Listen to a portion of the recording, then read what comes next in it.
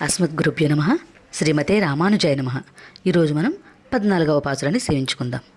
ఒంగల్ పుజై కడై తోటిత్తు వావియిల్ செங்கஜ நீர்வாய் நெகிஜெந்து ஆம்பலவாய் கூம்பினகான் செங்கல் பொடுக்குறை வெண்பல் தவத்தவர் தங்கள் திருக்கோயில் செங்கிடுவான் போகின்றார் எங்களை முன்னம் எஜுப்புவான் வாய் பேசும் நங்கா எஜிந்திராய் நானாதாய் நாவுடையாய் செங்கொடு செக்கரும் மைந்தும் தடக்கையன் పంగయక్కన్నానై పాడేలో రెంబావాయ్.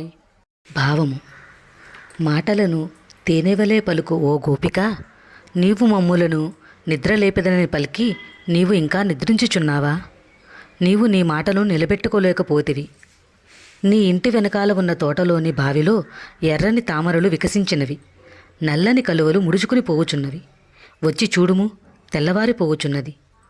తెల్లని దంతువరుసలతో కాషాయ వస్త్రాలు ధరించిన తాపసులు ఆలయ తలుపులను వేగముగా తీయుచున్నారు. శంఖము చక్రము భుజములకు ధరించినవాడు, విశాలమైన హస్తములు కలిగిన పంకజనేత్రుడైన ఆ భగవానుని కీర్తించెదము. వేగముగా వచ్చి తలుపు తీయుము అని భావము.